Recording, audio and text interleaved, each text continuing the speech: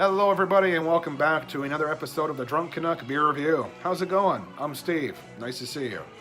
Even though you fucking can't, but I can see you. You know what I'm fucking saying. I did 2 takes on this fucking video already, but I had a few beer, and I just fucking ramble about nonsense, so let's try this all over again and try to fucking talk slowly. Today we're doing a beer. It's Maclays, and yes, I'm using my fucking phone on the washing machine because that's all I have right now, whatever. It's Maclays. It's a beer made by the Sleeman Brewing Company in Guelph, Ontario.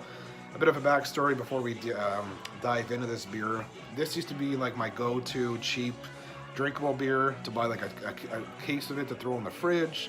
People can come over, they'll drink it, they're not going to get pissed off at me because it's bad. Yeah. It's Maclays. Here's what the can looks like. I don't have a glass down here, so my apologies. So I'm just going to be winging this out of the fucking can. It's Maclays. It is made by Sleeman, like I said. It's a traditional pale ale, as it claims. It's from Scotland. I'm not sure what brewery. Well, it says right here, you dumbass. Thistle Brewery, Maclays, Scotland, since established in 1880 or 1830. So I'm assuming Sleeman has a contract with those guys to bring the beer over here to contract brew it and give it to us Canadians. So yeah, let's get to the beer. I'll try not to yap too fucking long. Let's switch the camera around. Let's go. All right, people. So here we go with the beer. Like I said, I fucking apologize. I didn't bring a glass down. I don't have many beer glasses at this place where I'm at. So here's my lovely fucking 30-year-old washer. Don't mind that. Smell-wise, it just smells like your average beer. You know, like macro beer. It's nothing special. A little bit of the graininess to it, a little bit of the, I wouldn't say corn, but you know, that big macro smell. There's nothing really offensive, but it's just like bland. But this can is $1.90, I believe. This is what I'm drinking right now. Let me just get the iPad out. Don't mind my Facebook Messenger. I just want to double check so I know exactly what I'm talking about, but in the meantime, I'm going to take a sip of beer and let you know how it tastes.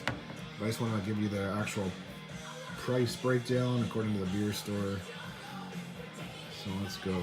Let's check her out since we got the iPad out. Find your beer. How the fuck am I going to do this? I guess it's male, right? And we're going to go with Maclays. M-A-C. Maclays, there you are. Find. So yeah, it's a discount beer like I was mentioning. It's $1.95 for a tall can. 2 for at least $34.95, yeah. So, you know, it's in the same category as like Laker Ice, all that, Carling, stuff like, I don't know if Carling's actually a bit more. Anyways, enough of that nonsense. Let's get to the beer. How she tastes.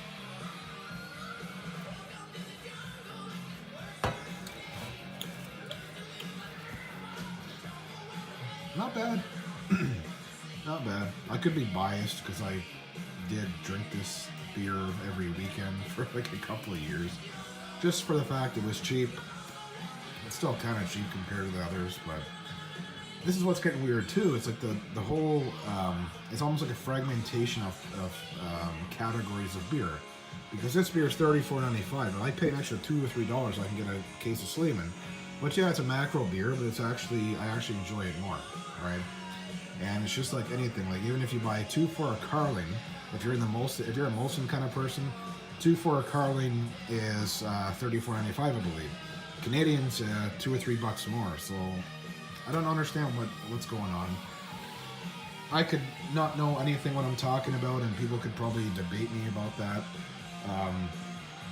But like back when beer was like $29 for like a cheap, like let's just be honest with each other, right? A cheap, shitty, drinkable 24 used to be $29, and from what I remember, the quote-unquote premium beer used to be much more expensive to the point where you'd be like, I'm gonna get the cheap kind. So I don't know what changed. I don't know if anything did change, or I'm just fucking exaggerating. I probably could. I don't know. Anyways, back to this beer that we're talking about today. I don't know why my camera keeps making this thing look yellow, but whatever.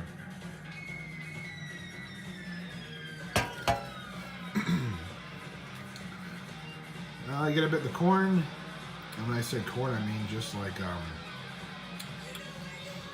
corn, like you're eating a corn chip. Everyone knows what those taste like. It's almost like that. Very, very little maltiness at the back after it goes down your throat. But it's really fucking light for being 5%. For like being a normal quote unquote beer. It's almost like a watered down Sleeman. If that makes any sense. So yeah, I'm gonna have a few more sips and get back to you guys and let's see what we think of this beer. So yeah, back to the beer here. It's just how I remember it when I used to buy 2-4s this, you know, 2-4 every weekend and have people over and they wouldn't mind it. It was nothing horrible, it's nothing special. It's your average corn infused water. That's how I explain it. It's got alcohol, it's 5%. Nothing offensive, nothing great. It's just, it's crisp, it's clean, it's refreshing. You can drink it, you can chug this beer no problem. I don't want to do that tonight because I've already had quite a bit of beer.